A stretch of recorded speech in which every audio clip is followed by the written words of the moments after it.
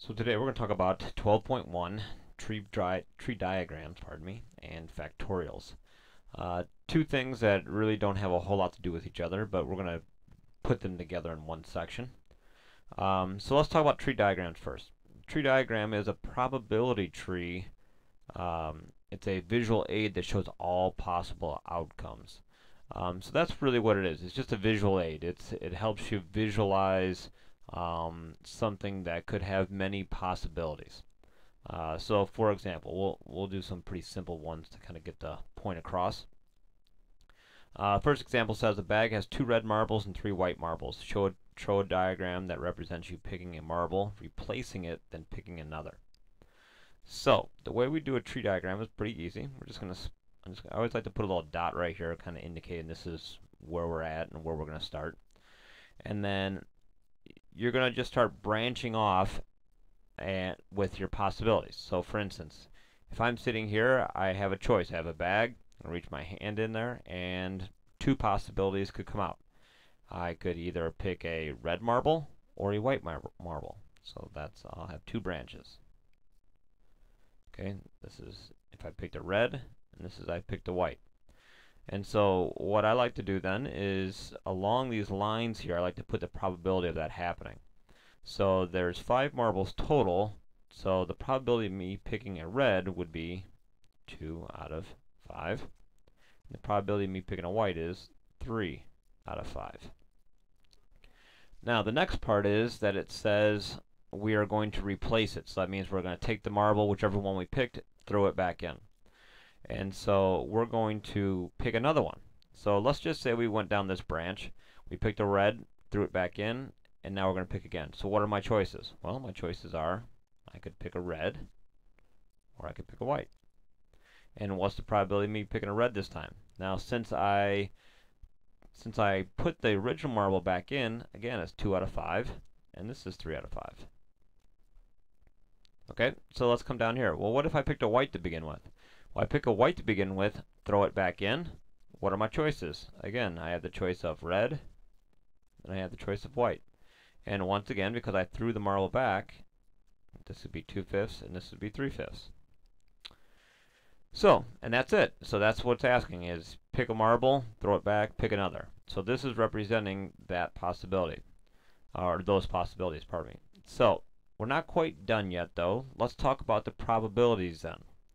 Well, first of all, the way you write probabilities, or a common way to write it, is this: P, and then what's the probability of me going through and doing that and picking 2 reds? So kind of following this branch, red, then red. So I'd write P, and then R and R. So that means probability of picking a red and then a red. Well, to figure that out is pretty easy. You simply just take the numbers that are along that branch. Probability of picking a red the first time, probability of picking a red the second time. So the probability is 4 out of 25. So that tells you if you were to do this 25 times, this picking 2, replacing the first one, you would get red and red 4 times. And so let's do that for all these. What's the probability of this one? So picking red, then white. Probability of picking red and then white. So that would be 2/5 times 3/5, which would be 6/25. And what about this one? Picking a white and then a red. Well, hopefully this will make sense that it's the same as the one we just did. And what's the probability of picking a white and a white? That's 3/5 times 3/5. Okay, so those are our probabilities. Now, I could ask a lot of questions out of this. For instance, I could ask you, what's the probability of picking, well, I could ask these, but I could also ask, what's the probability of picking just a red marble? Well, the probability of picking 2 whites is 9/25. So what do you think the probability of picking just any red marble? Doesn't matter if it's the first one, doesn't matter if there's 2, doesn't matter if it's the second one. Well, obviously that, if we take a look at our numbers, you have this one, and this one, so that would be 16/25.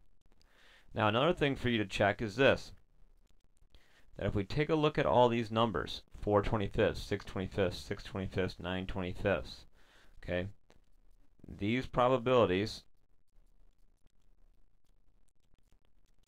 should add up to 1.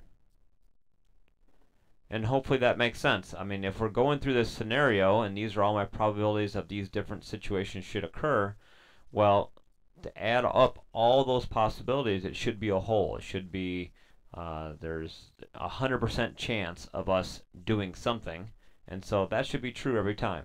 That when you add these up, they should add up, oops, sorry, I'm off the screen a little bit.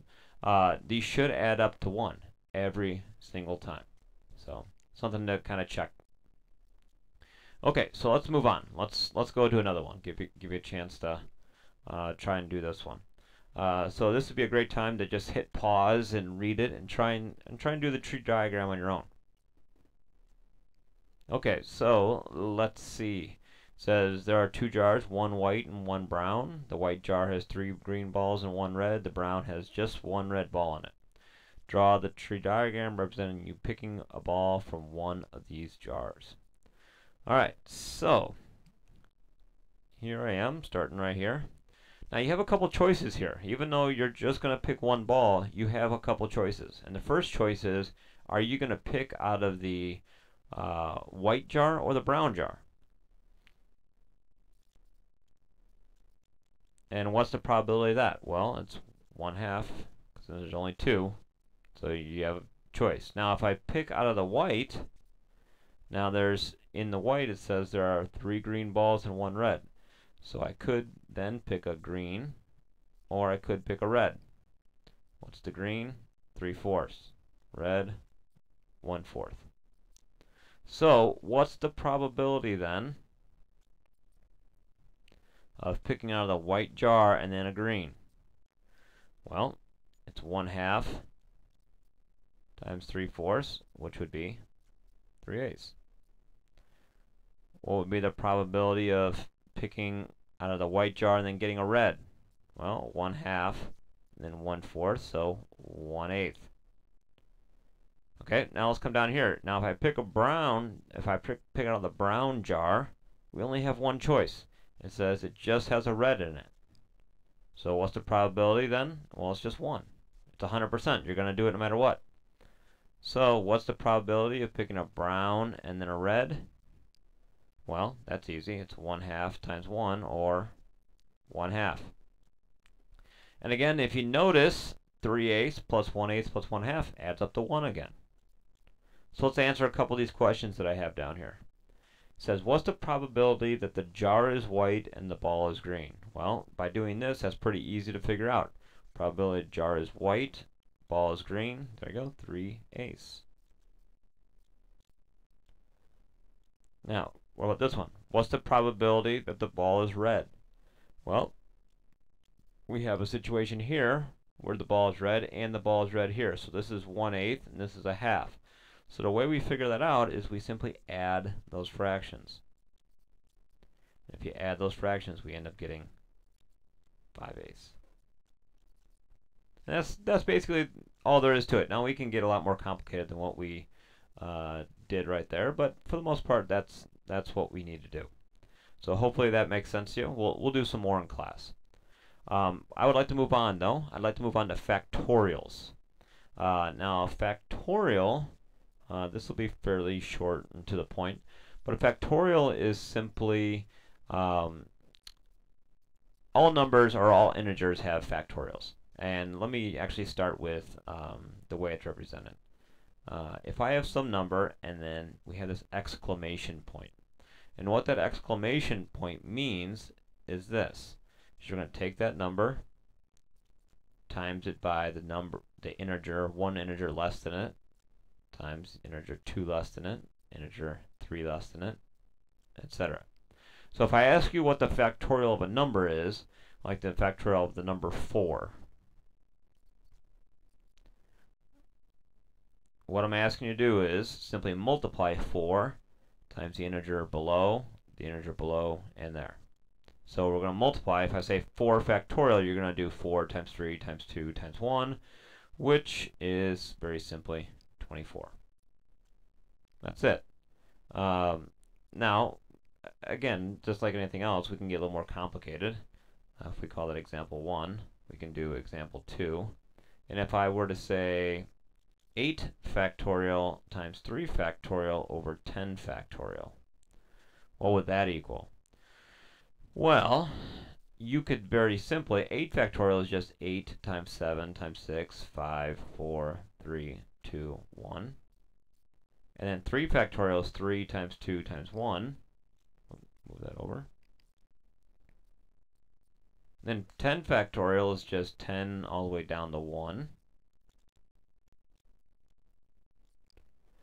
And if you look at it, you can just do a bunch of canceling. So like the 8's here cancel, 7's cancel, 6's cancel, 5's, 4's, 3's, 2's, 1's.